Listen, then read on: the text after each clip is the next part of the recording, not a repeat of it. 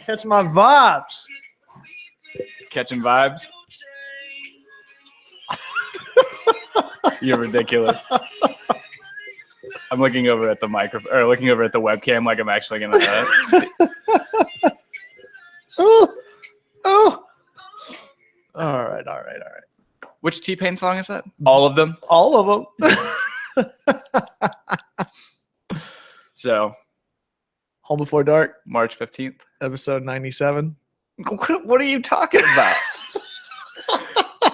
You're drunk. You had that Atlanta United beer earlier. You had show number 1 beer. Now you're drunk. I know. I can't feed you enough rice and beans to make you even. Cauliflower and beans. Yeah, it's true. You're going to blow it out later. March 15th, 2017. This is Home Before Dark, episode number 99. We are one away from a very special episode. Yeah. Shh. You got to keep it on the down low.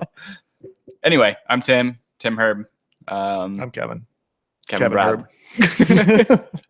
As he's been known to go by on social media and confuse my mom. That's actually a pretty great story for those of you who don't know. So Kevin, well, back when he was actually active on Facebook, when would this have been? 2012, 2011? No, it was way before that. Yeah, you're right. I was working at Pinnacle. It was before I graduated. It was 11. Yeah, somewhere around there. Yeah. So there's this amazing picture that my dad in, I want to say late 70s, early 80s. No, actually, it might have been in the mid 80s. So anyway, he is wearing his BCGs, his birth control glasses, as it were, from the Air Force, and he's got his nice trim, proper mustache, got a nice crew cut going, and then he's got this amazing is it blue trim on the rim? I don't know if there's trim. I've got the picture on my phone. I can pull it up. Yeah. So he's wearing this piss yellow tank top, and it's amazing. Anyway, so Kevin goes and Kevin and I grew up together. How long have we known each other now? We met back in 2000, 2003, maybe 2003. Yeah, so 15 years almost. Yeah. So Kevin and I, over half my life. Yeah, that's crazy. That's absolutely that's absolutely crazy. So anyway, Kevin's very close with my family and vice versa, and he decided to go and pull a prank on my mom, and he goes and he changes his Facebook profile name to Kevin Herb. Yep. And then he goes and finds that picture of my dad wearing the yellow tank top, changes it to his picture. I don't know. Was it my dad's at the time too? Was that the issue? I don't think it was. Is that how it confused my mom? Maybe it was. I don't remember. But anyway, Kevin starts writing on my mom's It does wall. have blue trim. Good call. Yeah, I thought it did. I've sprayed that thing so many places in and that was my Counter-Strike spray. That's gonna have to be it's so great. I think that has to be the art, album. Yeah, that's art for this episode. Yeah, that's definitely the episode art. Dude's got guns. Dude, my dad used to be jacked Check back in the those 80s. pecs, bro. Yeah, dude, we had this weight set. We had this free weight set that my dad, we used to move around with us. My dad was Air Force, so we'd move around every 3-4 years. And always something that followed us was his weight bench. Sweet Casio watch. Yeah, my mom was always like, man, he was built like a bodybuilder. Oh, so great handsome. People. They're probably watching. Well, not watching, handsome. Listening. So I wonder. Handsome. Yeah, he's a good looking man. Yeah. You can see where I get my looks from. That's great. That's great. Got a face for radio, as it were. No, so yeah, Kevin starts writing on my mom's wall. Writing like, hey, babe, how's it going, babe? And not just that, you have a weird relationship with my mom. I sent her a chat, too. It's like, what's going on? I remember you freaked her out one time at my sister's house, walking up behind her and just kissing her on the cheek whenever you saw her. I forgot about that. And she's like, oh. Scared the piss out of her. What? I'm an affectionate human being. Yeah. I'd love to There's nothing wrong with that. Dole out some beard kisses from time to time. Beard kisses. God. Oh. Just hold Tim down and just rake my stubble across his face. Yeah, you holding me down usually has something to do with hair. I remember you and Matthew holding me down in high school, taking an electric razor to my stomach. Because I was the only one of us that had stomach or chest hair at the time. You guys just pinned me down, and one of you guys took the razor and just ran it up and down my stomach. Oh, that's great. It's great. It's Yeah. so long ago. We're all grown up. I posted that picture today. It's so crazy. Listening to that Secret Lives of the Freemasons album, which we talked about on the show a few times, and every now and then I pull it back up, and that thing is a damn time machine for me. And, Yeah. And I go back that 10 or so years back to when we went to that show at New Brooklyn Tavern, and I posted the album art with some of the pictures from the show up on Instagram today. It's so crazy feeling like I'm back there, but like absolutely nothing has changed between. Yeah. That's what I was telling you, man. We occupied that left corner New Brooklyn Tavern on what seemed like a weekly, monthly basis. Yeah. That was my spot. Yeah. That was absolutely my spot. Countless times I saw Still Remains and Darkest Hour, and then getting to see Secret Lives before they broke up, like right before they broke up too, because they were done. I think that was their second or third to last show before they went and played a couple in North Carolina, and then they just called it quits. Yeah, they were pretty much saying at that show that they were gonna be calling it. So. Yeah, they put out pound for pound two of the best albums, two of my favorite albums. That was great, man. Yeah, they're screaming it all day today in the car. Yeah, on the way over here. Yeah, and that's the thing. I could listen to both of those albums. They both serve completely different purposes, I think. I think Xanax is the weakest on both for me. That's the one that I think I could cut and not miss. Yeah, I think just the voicemail bits I can get rid of, and then the rest of it I'm good with. Yeah, exactly. Yeah, but you're right. Probably Xanax is because it's kind of down key, right? Yeah, it's a little compared to all the other stuff. Seems a little yellow cardy from the lyrics too. I guess I never really thought about it that way. And no violin to. Well, that's true. No, just crazy. Get up in your violin. Nothing gets harder than me listening to a violin. I was going to say nothing gets harder than a violin in a band, but no, it has an effect on me too. Oh, geez. Learning some stuff about you I didn't know. Using that bow. Isn't that what it's called, the bow? Yeah. You stroke the strings with. Keep telling me about violin players. Keep telling me. It's so funny looking at the audio recording and watching your laugh. You can see it just looks like like tiger stripes on the soundboard. It's pretty amazing. Amazing and terrible, I'm sure. Dude, how much I really do miss going to New Brooklyn Tavern. I miss going to small venues. I mean, Drunken Unicorn's pretty tight and intimate, and I mean, Hell. I mean, the new Hell at Masquerade is pretty fantastic. I still think. I mean, yeah, New Brooklyn was great. Tabernacle is still just my favorite venue. It's so just a great. different kind of show. I know, but it's I don't feel as close to the bands watching them at Tabernacle, but it is better for a spectacle. Yeah, it's better. It's better. Run the Jewels there. Exactly. Watching Run the Jewels, watching Circus Survivor, Coheed, or Under Oath. Well, Under Oath, that was completely different. That was fucking crazy. That was like a mixture of both intimacy and spectacle. Yeah. Right. Because I mean, getting down in there and they sold out both nights. I think it's the Bring Me the Horizon. Great. Yeah. I'm ready to go see Bayside, man. Yeah, it's not till May. I know. We got a show next week to go to. What? And you got to whip out your licensure. Oh God, forgot about that. We got to go see Architects next week. Forgot about that. Yeah, call them out. Yeah, and Stolas. Stolas is playing next Thursday. Cool. Yeah, cool. Yeah, their new stuff, pretty fucking great. That's the other thing that it's weird to me for people who've been to not to the Tabernacle, but to the Masquerade. The new Masquerade. I still haven't been to the new one. Purgatory seems bigger from walking by it than Hell does, which seems so weird to me.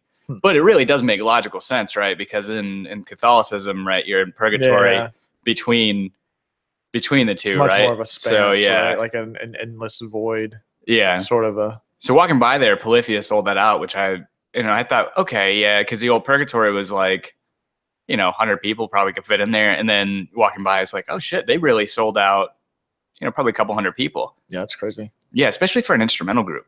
Yeah, I don't know. You know what was not sold out, which I was surprised. Went to go see Kong Friday night. Oh, it wasn't sold out for you. Oh, was it for you? And everyone? Oh, yeah. Yeah, so I go Friday night thinking it's going to be slammed. I go to the 10 o'clock showing, and I think there may have been 20 people in there total. It was next. Where did you go watch? You went to watch it around the corner from us, right? Yeah, over on 85. So we went after Ollie's birthday party. We come back and we pass out on the couch. Yeah, well, rightfully so. Yeah, I'm actually in the middle of the menus playing 2K, and the next thing I know, I wake up. It's like an hour later because we were talking about we're gonna go to the 7 o'clock show, and then that changed to the 8 o'clock show, and we're like, okay, we're gonna go grab dinner, go get Red Bull, and Still haven't been to the location here. it's pretty fantastic. There's Gotta pretty do much that. one guy that pretty much runs the entire restaurant. So I feel bad for him. So the service is a little slow, but yeah, I got to do that. anyway, go there. So speaking of it being slow, it takes a while, and then okay, we're not gonna hit the 8 o'clock Yeah. because we're still 10, 15 minutes away from the theater. Okay, we're gonna go to Stone Mountain. Yeah. There's no way this is sold out. We go to Stone Mountain. NCG, I think, is like National Cinema Group or something like that. They have a theater over in Stone Mountain. Go over there. We're about to go buy tickets. Sold out for 8:30. So we got to go all the way back down to Decatur for the next show at 9. So we get, it was fine. It was absolutely fine. I mean, the theater was still packed. Yeah. It ended up being a pretty slammed theater. So That's so crazy. I mean, so but how many theaters inside of Regal were playing it at the time? And you went and watched 2D, right? yeah. See, Did you go do 3D? We watched 3D. Really? I Because- didn't know that you watched 3D. We watched 3D because Angie had to work on Sunday morning. And That's a good movie to have watched 3D, whereas I feel like I got screwed watching 3D for Godzilla. I would say You can still pass on it. yeah. Yeah. Yeah. It was nothing special in Yeah. terms of the 3D. Okay. It was Basically, it didn't basically the one shot where you get a big view of Kong's hand is like, oh, this is 3D. Everything else Yeah. is just kind of motion. well, blur. that's the thing, right? I mean, maybe we're becoming so jaded by it. The fact that the best parts of 3D back in the day were always whenever we were showing depth in the screen, not necessarily stuff coming at you. Like I didn't go to 3D wanting My Bloody Valentine where the fucking axe is coming Yeah. at me in the theater. Which some of the Force Awakens did a really good job, like seeing the Star Destroyer and the Kylo's for sure, lightsaber, man. And especially in IMAX 3D. Yeah, Yeah. So that's one thing. So maybe we are getting so jaded by it whenever 3D is good now, or whenever we don't notice it, when it's not that big of a, it's a distraction always at the beginning for me because I go cross-eyed until I get situated. And then maybe it's becoming so good that you don't notice it anymore. You think, That makes you sense. don't necessarily need it Yeah, anymore. yeah. But at the same time, I guess it's kind of blending the two together. I just Yeah. wish I didn't have to wear glasses. Yeah. I can make. I had that makes sense. expensive surgery to make sure I never wore glasses again outside. And they of, just in the make car. they're so poor quality. They never. And they do a look horrible job right. of cleaning them whenever they recycle them too, because Yeah. I was like, my fingerprints, my hands did not touch the lens, Yeah. and I pull it out and there's just And smudges the everywhere. lenses are always wavy and they're not really clean. Yeah. And it's I wonder what the QA process is to get those back in house and be like, okay, these are good to go. as cheap as possible. Yeah. They're gonna make tenfold for the extra $5 a ticket or whatever it is. They don't care. Yeah. So 3D, I could have lived without for sure. But I could always live without 3D just because of the headache, Yeah. the literal headache sometimes that it'll give you. Yeah. But just of getting used to it. And then also, it also depends on what side of the theater you're at. We're on the far right, and I'm watching that viewing angle and just feeling a little off. Yeah. That will screw it all up. That's good to know that there was more, because I was really bummed that there weren't many people in my theater watching it. Yeah, they were probably watching it in 3D. Maybe. But The main reason we won't watch it 3D is because we didn't want to be out too late. yeah, I got you. Yeah. But so thoughts? I enjoyed the hell out of it. It's fun, right? Yeah, I didn't watch a single trailer for the movie. Yeah. So this is the first movie in a long time I've gone into completely blind. I had no idea what to expect, other than who I saw on the cast list, Right. and the main person in the cast wasn't even in the list. Yeah. Yeah. The main cast member wasn't even in the list. Kong. Oh God. I was like, Yeah. Yeah. You're making you think. Yeah. A little trivia on your feet. Yeah. So John C. Reilly was fucking great. Yeah, John C. Reilly was. Tom Hiddleston seemed like an afterthought, though. You think so? I didn't. I think he's. Brie Larson was amazing. Yeah, she was pretty great. I think John C. Reilly is definitely the best part of that movie, outside of Kong. And that's exactly what I wanted out of that movie, was to go into a King Kong movie and get the opposite of what I got out of a Godzilla movie. Like, Godzilla was great as far as Bryan Cranston goes. Some of the situational stuff, it's like, oh, a whole bridge falls down. So Yeah. one guy's definitely going to keep going against all odds, and he's Yeah. going to make it to the end and see that 15 minutes of Godzilla. Like, it was the exact opposite from King Kong. It was So we might be spoiling stuff for some people. I don't think there are really any spoilers to be found outside it's of a giant fucking monkey on an island. He's What he's an ape. whatever. And then I mean, what's there to spoil? I mean, that said, I think the premise, I guess we could not talk about like the setting and what the origin is, because I think that's different than what has been in traditional tellings of the story for King Kong's origin, but and the setup and how that plays out and where the characters come into play from each role. But overall, I mean, we could talk about King Kong, and who's going to be surprised that there's a giant monkey fighting? can we talk about the end or no? The after credits? Yeah. No. That seems to be pretty common knowledge, though, right? I think it's common knowledge, but I mean, no, let's not talk about No, let's not. Okay. Well, first off, one of the weird things that I find, and you guys may find spoilers in what we're talking about, I don't know, but it's a monster movie. I don't think there really is much to spoil. I think you can figure out the plot probably from watching the trailer. Even though I didn't watch it, I can imagine the plot's found somewhere in the trailer. So one thing that surprises me it's like with monster movies, why, I guess maybe it just comes with familiarity of your own surroundings and actual like reality, what those monsters come from, what they resemble. And why does it always come back to having to be something that is derived from a real world entity, like a gorilla or a spider or a moth or a moth or even lizards I mean, the only thing that, well, I don't know that it's necessarily related to that. I think you can say the same thing about the kaiju in Pacific Rim, where they weren't a direct line from actual animals that you would find now, but they all have common characteristics. Just what's the reverse of anthropomorphic? That's what I'm trying to think. Like, I can't figure out that word, but animalistic. But all life makeup has a similar, like you have to have a skeletal structure that works and lends itself to certain movements, and if it's a flying type of animal versus a crawling type, or was the two-legged. Was the main antagonist in the trailer? I don't think it was. Because it may have been. That's one thing that does not make any anatomical sense. No, and I think that's why it's so jarring. Yeah, that's true too. So I don't know. No, I enjoyed it thoroughly. I thought it was fantastic. I really didn't know what to expect going into it. Yeah. But for me, bar none, in at least in movies I've watched in recent memory, it has the best CGI I've ever seen, probably. Yeah, I agree with that. The Kong scenes were so fun, man. They really did a great job of playing with scale and making it seem believable, and weaving in the actors with the CGI without making it look so stark different. Like these huge stark differences is what typically kills these movies, where you've got live action actors right next to a giant CGI gorilla, and it's blatant what's green screen and what's not. And I thought they found a really good balance between that, where you weren't, if you were seeing live action things happening, Kong was sort of off in a distance. It wasn't, there's one or two scenes where they're kind of right there next to each other, but more times than not, they did a great job of that balancing act. The same thing that I had an issue with Godzilla. Well, Rogue One with the Tarkin CGI. I think what I didn't like about it was that it was so jarring, going back and forth between a real actor and a CGI version of an actor, and your mind can't make that jump. What's that fancy term you call it? Uncanny Valley? Exactly.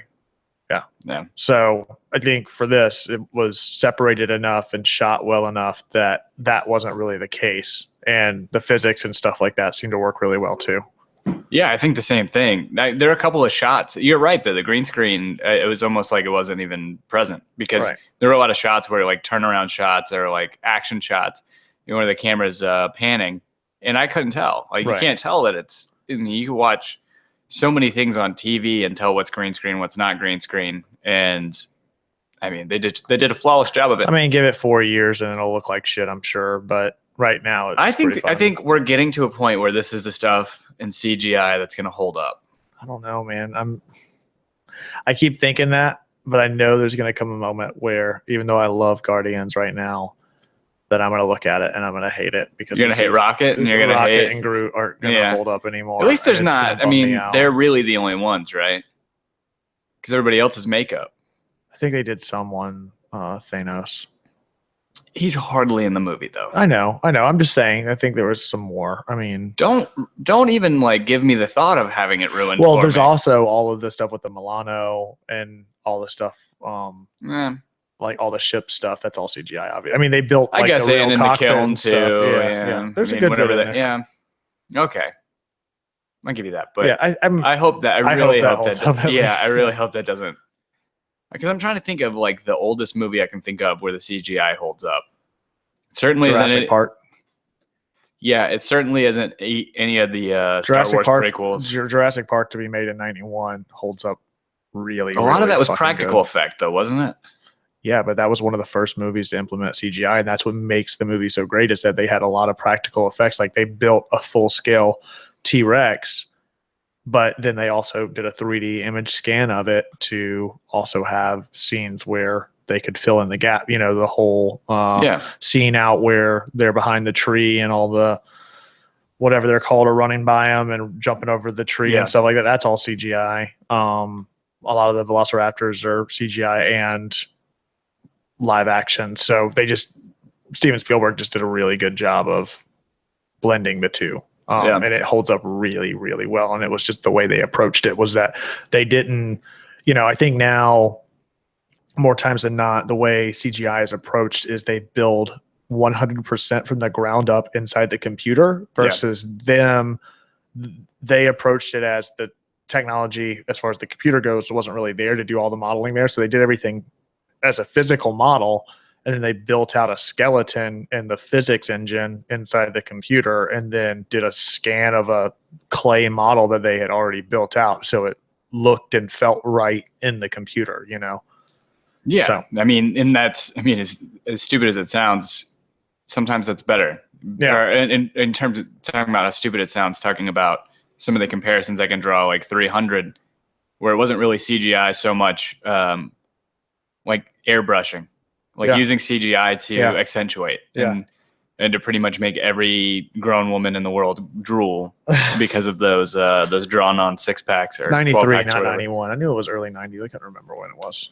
Oh yeah, I didn't even think about that. I was definitely in Puerto Rico whenever that happened, so it would have to have been But still, 92 to 95. From 93, that's 25 years old now. That's crazy. 24, yeah. And it holds up really well. I mean, it was one of the first movies to incorporate CGI. Yeah. So there's so much stuff I'd like to talk about. Maybe that warrants its own little spoiler discussion. But With Kong? yeah. Oh. Anyway. John Goodman's starting to play a really good, crazy but right guy. Yeah. Right? Yeah. I mean, the same character he played in Cloverfield pretty much. Yeah. Yeah. Yeah. I really enjoyed it. I think I enjoyed everybody except for Tom Hiddleston. He just seemed like an afterthought. Was just kind of plugged in there. You're right. He maybe isn't necessarily. He was the Chris Pratt of this movie. He was the Jurassic World Chris Pratt for this movie. He's just like a flat, straight man. Flat, straight man that's handsome, that has some lines of dialogue that comes to save the day from time to time. And I mean straight man in the sense of the character archetype, not him. How dare being- you assume? Yeah. How his- dare you? His sexuality. I don't know what his sexuality is. He's Did- with Tay Tay. That's right. Is he still? Nah, Oh, no. she's breaking everybody's guards. Well, she's just breaking up to have more material for a new album. It's been a while, hasn't it, Uh-huh. since she put out a new album? I'm That's ready. probably a good thing, though, right? Nah, No? I need it. You need it? Do you like Taylor Swift? Every now and then, I like to get down, shake it off in the car. The things I learn about you between that and Lemonade. I'm just a different person, man. Yeah. Well, Lemonade. Lemonade, that Beyonce album. Oh, that's just a good album, dude. That video is great too. How are you not gonna like Lemonade? How are you not gonna like Bay? Come on, man. Come on, man. This is like being alive when Aretha Franklin's making music and be like, nah, not for me. Like she is, like it or not, she will go down as one of the greatest of all time. Why? Because of record sales? I think there's quality in it too, man.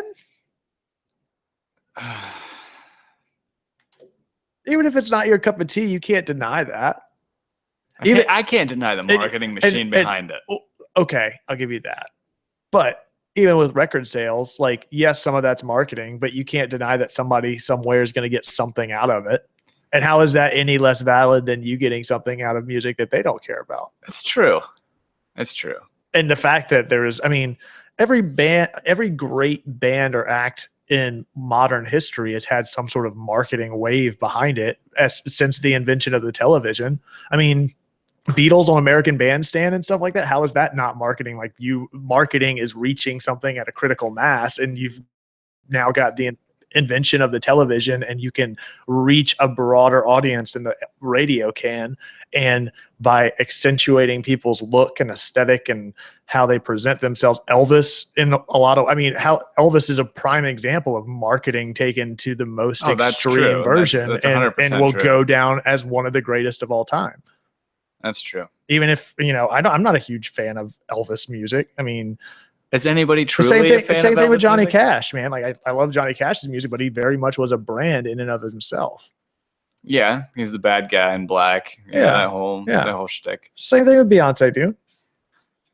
It's just our spin on it, and it's a response to social media and the world that we live in. MTV. I mean, it is impressive. I'll give it to you that she dropped that, not Lemonade, whatever the last album was before that, the secret album that nobody knew about, that she just released. Yeah.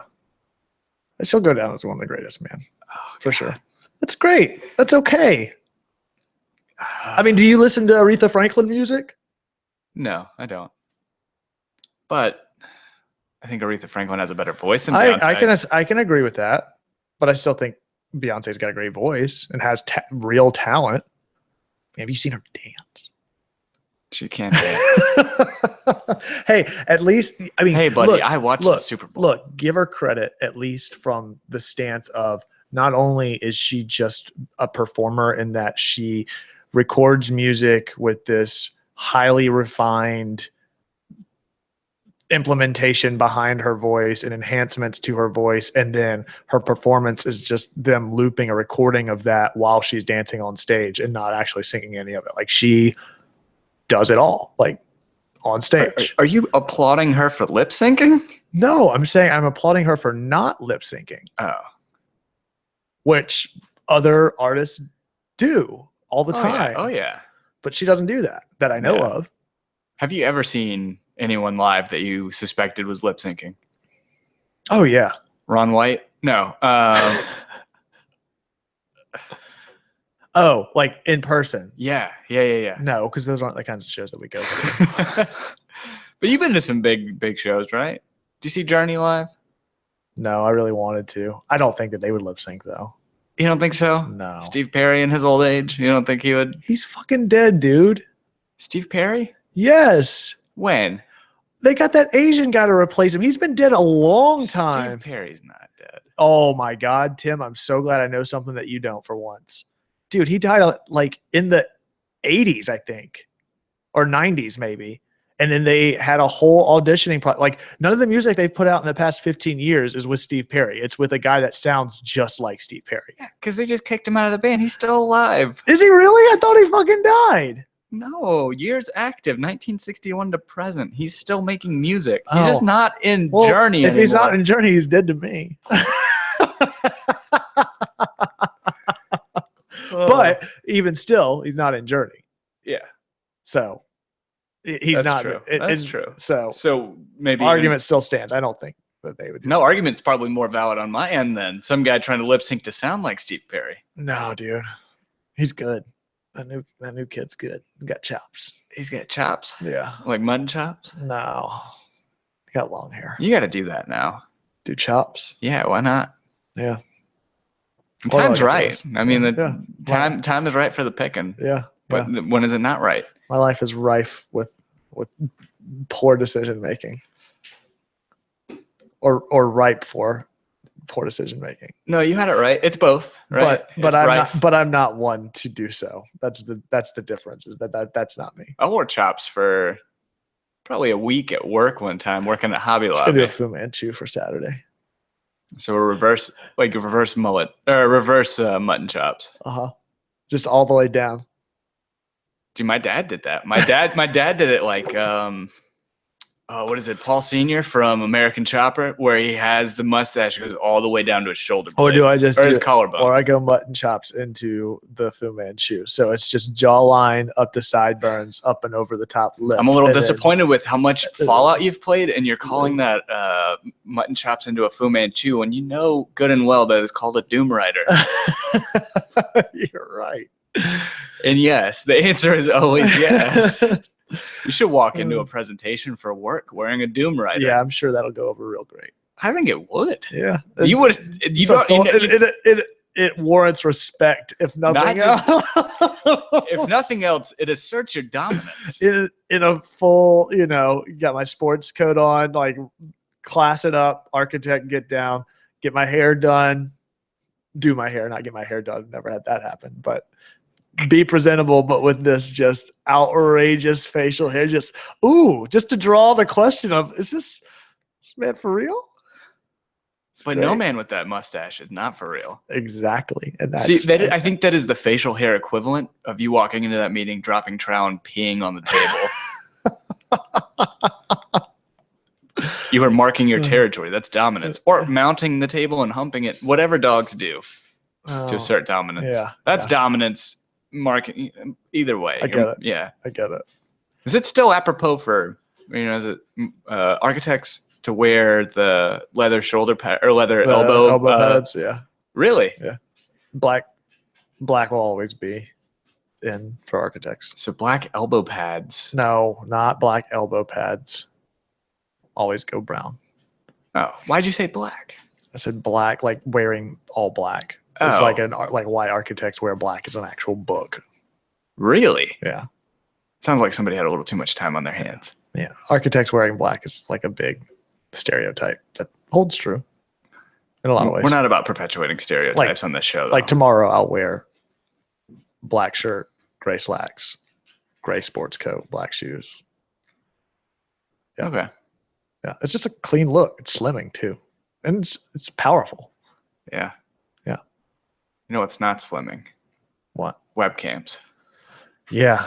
Yeah. That's right. That's why we're not recording on that. Yeah. Especially not from this angle. I got to get back to the gym. I was in Orlando. I got to for do the the same thing, man. Orlando for 3 days just fucking killed Yeah, me. so tell me about that. So go down there for a conference. Now that I'm licensed, I've got to get my continuing education credits. So go down there, go to seminars during the day, and then at night is all the business development type stuff. So going to dinner and having drinks and yada, yada, yada. I actually went to this ice bar down there that's exactly how it sounds. The entire place is made of ice. We walk in, you got to you can get a regular like North Face coat to wear into it. The whole room is at minus 12 degrees. Walls, the bar. But why would you wear a North Face coat No, when you can wear Exactly. whatever that coat is from the thrift shop video? and that's exactly what I picked up. I said, there's a string of fur coats, and they're like, okay, does anybody have any preference? I just raised my hand. I said, I want the leopard print, please. full length, down past my knees, leopard print coat. Just balling out of control. Everything's ice. The glasses are ice. Somebody drops a glass within 5 minutes of us getting in there because they go to grab it and it slips through their hand. And then there's just this moment where everybody goes, oh. And it's always like, wait, is that ice too? And so then everybody starts eating their glass. So yeah, it was a great time though. And then they had the shot skis. Have you seen those? No. It's like a ski, like a snow ski.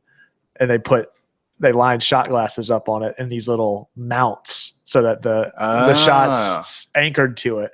And there's like 4 of them along the ski. And then so you and 3 of your buddies pick up the ski and then turn it up like a shot. I just meant to show you that earlier. Yeah. So we had the design teams from the different jobs that I've been working on out there. And so we partnered up accordingly and did those. It was quite the experience. Here you go.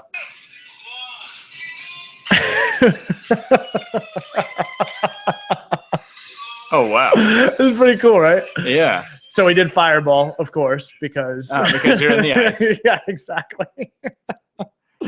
So it was a good time. We had a great time, and then ate way too much steak and crap like that. But learned a good bit too. It was good. Did you do any pre-gaming before the ice bar, like Sensodyne, maybe some Pronamel? I just brought a bag of salt and started putting it out everywhere in there just to see what would happen by the end of the night. Because everybody biting into those glasses, dude, my teeth would be hurting so bad. By that time, you've drank so much. Yeah, you that's don't true. feel anything. Can't eat ice cream without my teeth It hurting. was great. It was That's great. probably more cavities than it is teeth sensitivity, but Orlando pretty much sucks, though. yeah. I think I've been making that argument for a really long time. There's nothing fucking there. Unless you're gonna go to the big three it's or like whatever. 60 miles wide, and there's 20 miles in between everything. It's fucking terrible. It cost me $50 to go from the airport to the convention center because I could only get Uber Select, and it was like, I bet that was nice though, right? that was all right. What? Wasn't that Like, great. was it a Lincoln Yeah. Lincoln MKZ? Yeah. Like Yeah. you driving in a Yeah. SUV? Yeah, Yeah. it was all right. I mean, Yeah. I got a Jeep Grand Cherokee A today. Grape Jan Cherokee. Yeah.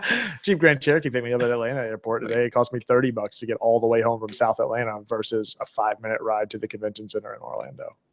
Yeah, that's pretty ridiculous. insane. Ridiculous. But Dude. yeah, there's just nothing. There's nothing there. You can't really go and do it much because it's all spread out and you don't want to be traveling all over the place. But people there were really gracious and had some shuttle buses to take us to restaurants and bring us back to the hotel and stuff. And then the hotel was at the convention center. Obviously, there's a bar there and hung out. And, it's always interesting from a work perspective or just a social perspective to hang out with people that you work with every day outside of work. And I think whenever you're drinking, that obviously helps that to some extent too, because people tend to get a little bit looser. And most of these people are professionals, so they can handle their shit. It's not like they're just going balls to the wall and just going crazy, but getting to learn more about people and what they do in their free time outside of the 9 to 5 is always fascinating to me. I don't think many people know what I do outside of work or who I am outside of work. I think I wear some of that on my sleeve and it comes across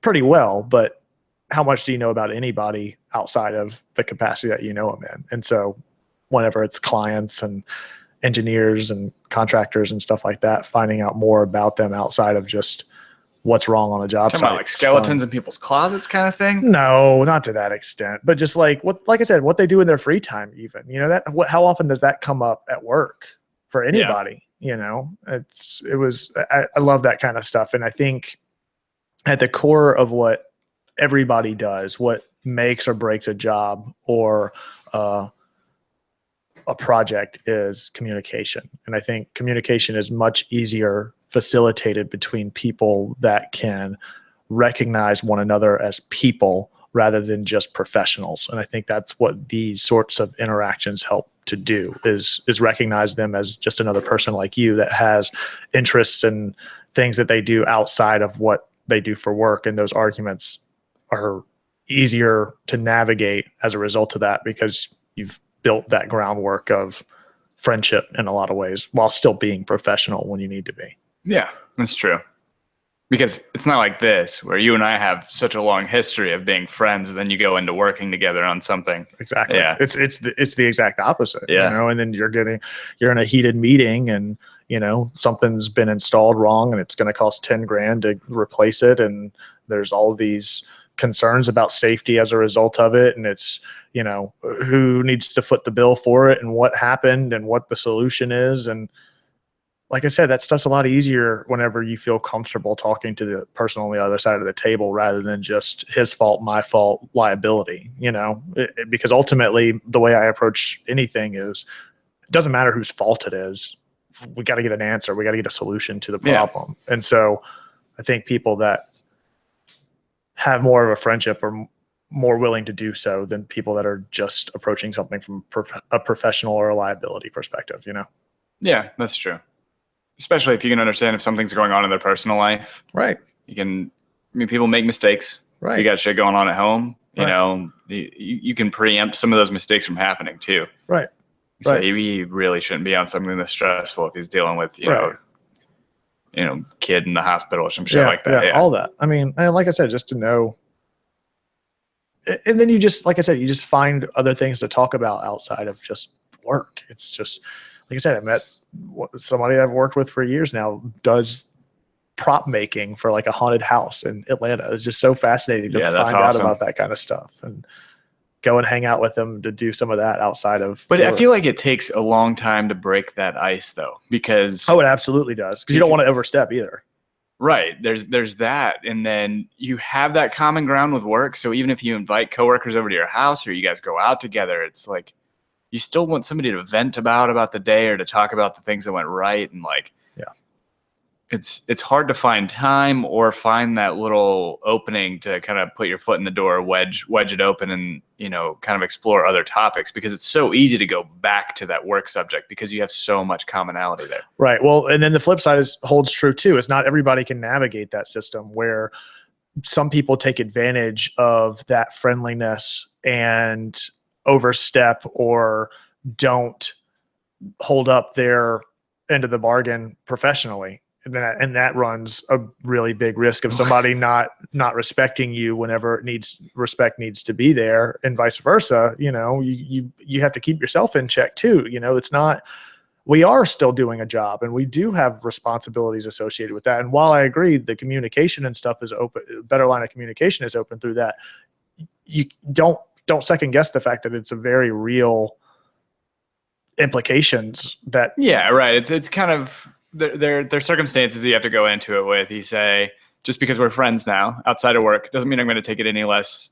Right. I'm going to take our situation at work any less serious. Right. But it helps ease those conversations and those arguments. I'm going to be understanding, right. But yes. Right. It's just like hanging out with your superiors, or it's not inferiors. Subordinates. Subordinates. That's it.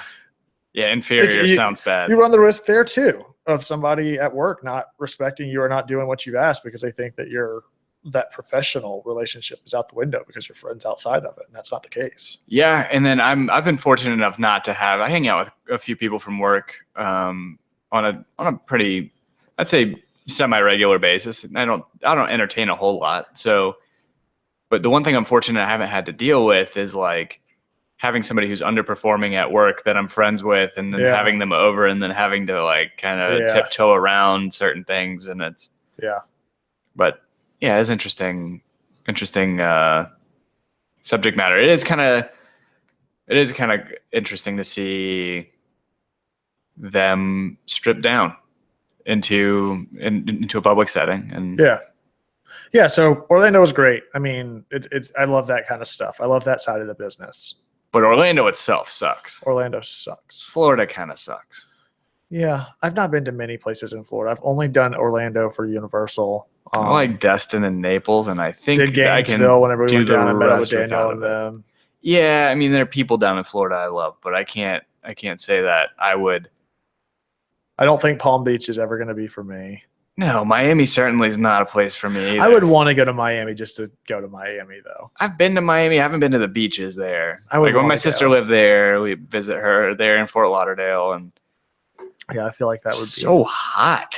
Yeah, that's true. It's miserable. What was that weather like down there? Fine? No, it wasn't. Hot? It was frustrating because it was supposed to be in the 80s, and then today we left and it was in the 40s. So I did not pack for 40-degree weather. I was miserable. You should have kept that coat from the ice bar. That's what you should have done. I should have. I think I need to invest in one. Just walking downtown Atlanta, I could see you get some paint thrown on you or something. Or not downtown. Nobody walks around downtown. You get robbed if you walked around downtown with that thing on. But if you're walking around Midtown or Inman Park, yeah. So those anti-gentrification folks would pelt you with red paint. Yeah. Exactly. So outside of that, I haven't. I mean, watched Kong, went to Orlando. How was your week? What did you get into? What did we do? It was my week. Oh, it's been pretty much nothing but work. Yeah. Trivia last night. We got that trivia league going. Yeah. You've been coming with us since the season started. That was the first night. So we went second. Actually, I am the key. That's interesting. So you were your first week was the last week of last season or something? Every week we've placed. Yeah. Interesting. You've been twice? Yeah. Every week. Every 2 all of the 2 weeks. All of the 2 weeks. So fuck off. Yeah. 2 weeks we've placed second and then fourth. Yeah. So we have, you can try and get that crown. Try and get into that tournament of champions in Atlanta in a couple months. Yeah, that'd be great. I think that'd be pretty fantastic. So, aside from that, I mean, just working on this stuff, working on trying to get Angie shit going too. securing some tickets for That's Saturday. true. That's true too. We got tickets for Saturday's Atlanta United. Not home opener. No. Just their third game. Yeah. Their so second home game. good segue to the other show too. Check that out. If you guys are listening to us, if you guys are interested in Atlanta United, if you're interested in MLS, we do a new breakdown, weekly recap, and also a preview of the next game going on for the Atlanta United, and just kind of general goings on in the MLS. It's called Atlanta United FC Weekly. If you search Home Before Dark, you'll find it on there as well. That's on everything.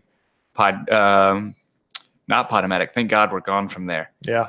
But iTunes and Stitcher and what else? SoundCloud. No, SoundCloud's too expensive. Gotcha. I don't do. Yeah. Well, it's on the website too. So Yeah, it's true. The website, and then Pocket Casts and Podcast Addict. Anything you guys want to listen to us on, except for SoundCloud, probably you it's can on find it. YouTube. Yeah, YouTube too. Cool. Been watching anything lately? We started watching Planet Earth 2 the other night. Have you watched that at all?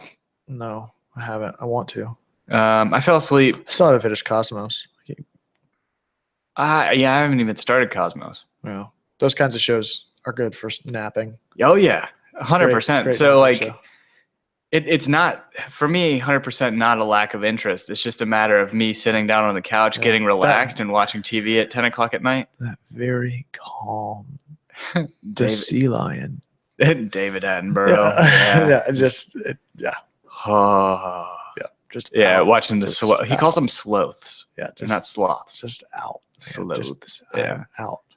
So, yeah, Love season 2 is on, so I started that. Is it any good? fully? Oh, I loved the first season. I like. Well, I loved the first season too, but I haven't, I'm 2 episodes in on the second season. I like it a lot. I keep having to resist the urge to be in a blubbering puddle watching that show from time to time. It is very cringeworthy. Yeah, but it it's- really is. It's great. I really enjoy it. I think it's very, very well done. I'm a big fan. I think I've got a season left of The Office before I can just like completely abandon. Put that away. Yeah, put that away. That's really cringeworthy too. Yeah. There's so much like stuff like I can't watch this. I got to turn Scott's this off. Tots. That episode. Oh yeah. is- Hey, Mr. Scott, what you gonna do? What you gonna do? Make your dreams come true. That one, and then Andy. Whenever Andy comes back up to break up with his girlfriend at that bachelorette party, that Yeah. was like Yeah. I had to almost walk out of the room. And Angie's looking at me like, you're serious? Oh, you can't. It's like, I can't watch it. There's certain shows that do cringe well that I can, Yeah. like, I'm not so invested in, like, I don't really care about the outcomes of most of the people in Silicon Valley. So whenever I see the cringe Yeah. happening there, it's like, I'm not so connected to, Yeah, I gotcha. yeah. It's like, what did Andy Bernard do to deserve that? Old Nard dog. Nard dog. Yeah. I'm excited for iZombie. Season 3 is going to start up I in a still couple gotta weeks. watch season 2. Season 2 is pretty great, dude. I need to finish. Maybe I'll be able to binge some stuff this week since I'm back in town. Maybe this weekend, I'll try to do some of that. I've been slacking on watching anything lately. Everything's just been so crazy. So, I just got a text from JP. Also, another show that's up on Home Before Dark. oh, good call. Yeah, there's an extended play JP talked about. It's actually, I wouldn't mind talking about that for a minute too. I don't want to, maybe we'll say that for another time. Let Yeah. people digest what he has to say. But JP talks about kind of the conundrum he finds himself in terms of collecting comic books in a digital age. Yeah, that was a great show. If you It's easy to digest. It's a commute listen, really, for Right. anybody. It's all of 20 minutes long. Maybe, well so. structured. He talks about how he got into comics. I want how more of that's it, man. changed. Yeah, absolutely. We'll definitely need more content from him in general. So, But anyway, he just texted me. He said, Rogue Fun. I guess he sent it to probably both of us. Said, so Rogue One comes out on home video on April 4th. And yes, I've already pre-ordered it. Any thoughts on watching it together and recording a podcast? Maybe even that night. that would be Please. great. That would be great. Yeah, of course. I'm about We it. have to, Yeah, right? I like it. Yeah, we didn't. We never went to IMAX to watch it, so we got. We to. didn't. So we didn't do So what we need to do is we'll watch episode. it. We'll watch it. We'll go get ramen, and then we'll come back and we'll record. Yeah, That'd be that good. sounds good. And then we'll let it sit on your hard drive for 3-4 months. No, and then we'll do it at the studio. We'll make it work. make It'll it be work. It'll be great. Oh man, a lot of good things coming. Other than that, quick update. Destiny. Yeah. Destiny Age of Triumph comes out on March 29th, I think. 28th, 29th. Yeah. It's next Friday. No. What would that No, be? the week after. Week after next. It's the Tuesday after next Friday. Yeah. Yeah. So they're basically revamping or bringing the old raids up in light level, stuff like that. Things people have been asking for well before the past year where everybody stopped playing it. So, yeah, I'm sure I'll get on there and run through them just for old time's sake, even if I only do it once or twice. May just want to get that Age of Triumph just to say I got it all 3 years to go into the Destiny 2 because there's no way I don't get Destiny 2. No, there's not a chance. Yeah. So Yeah. But I think there are other things that we I haven't played anything. I haven't in either, so man. long. We got to fire up Rock Band or something soon. Yeah. I say instead of you going to the gym. No, I have got to go to the gym. I am so gross. No, I am go a home. disgusting fucking piece of filth right now. Go home, grab the Rock Band kit, bring it over. Bring the drums over, and we'll have a night of it. Sunday. Sunday sounds good. Make a day of it. Yeah, I can after come the over. We Liverpool can watch the game. Liverpool game. Yeah. We can make some food or something. Yeah. I need to start brushing up on my Liverpool knowledge. Yeah. I got to find a Premier League team. Right. I'm always gonna try and pull you towards my guys. So I want to watch more. Just everything with Atlanta United. I just want to watch more soccer in general, man. Yeah, you gotta make sure you don't expect the same quality from the MLS that you do from the EPL. No, absolutely won't. It's a complete. Maybe I should not watch EPL as a result. No, it won't ruin it for you. So yeah, we'll make a day of it Sunday. Then that'll be fun. Come Yeah. over, play some Rock Band after the game. Maybe I'll just come over and watch the second half or something. Yeah. Figure it out. Talking to Sean about him coming over maybe either this Sunday or next Sunday too.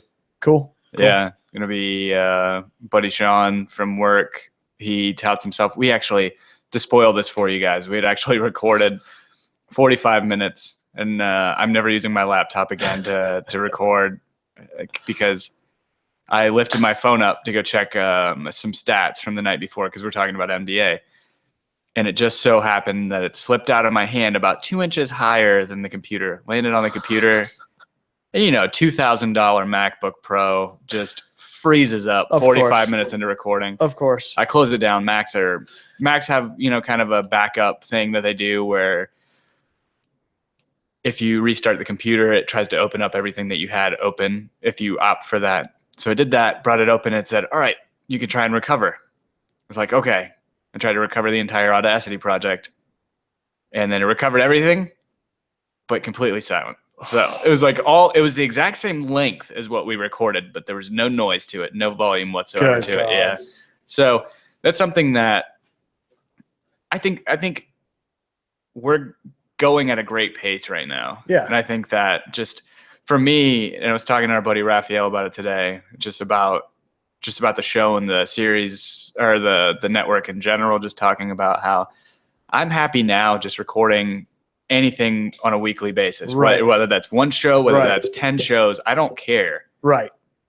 It's just a matter of keeping that consistent. Because this is what I went to school for. It scratches my itch. I love it. And I'm learning how to do the audio engineering, as it were. I feel like we need a producer, though. We need young Jamie. We do. We need something. I wonder if we can somehow get certified to offer a credit. I'm already certified, man. I don't want to get any more licenses. I'm done. I almost I'm had to do that. I almost had to. and fucking done in my life with licensing. I was so close to having to become a certified. What is it? Certified. If you say Privacy- software architect, I will come across this table. What was it? Certified privacy professional or something like that, and then data privacy. Yeah, I'm glad that. Yeah, I don't have to go back to do any more classes. I took the GMAT. I'm Yeah. done. Yeah. I don't. Gotta get you in business school now. Yeah. But all then, that work, you got to turn it into something, but then you got to turn in all that money to turn it into something. Yeah, that sounds like shit. I got a house to look for. I got a house too. We're just gonna leave it at that. This isn't a good spot to leave it. Yeah. On that note, I think we'll call it a night. Find us both on Twitter. Tim, when I find you? At Tim Herb. Find me as well at The Architect. That's at _ARC. Number 1, TECT. Collectively at Home Before Dark. That's before spelled BN number 4. You can find the website at gethomebeforedark.com. Found us on iTunes. Be sure to throw up a rating or a comment. Thanks for the recent ratings. We're up to 29 total ratings. Yeah, that's awesome. And again, if you want to listen to more Atlanta United talk, check out our other show. We uploaded episode 2 same day this is coming out, but that'll be the last one. For any future ones, you'll have to go over to the other channel. And we love the hell out of you guys. Thanks for checking us out. And we look forward to seeing you again next week. As always, get home before dark.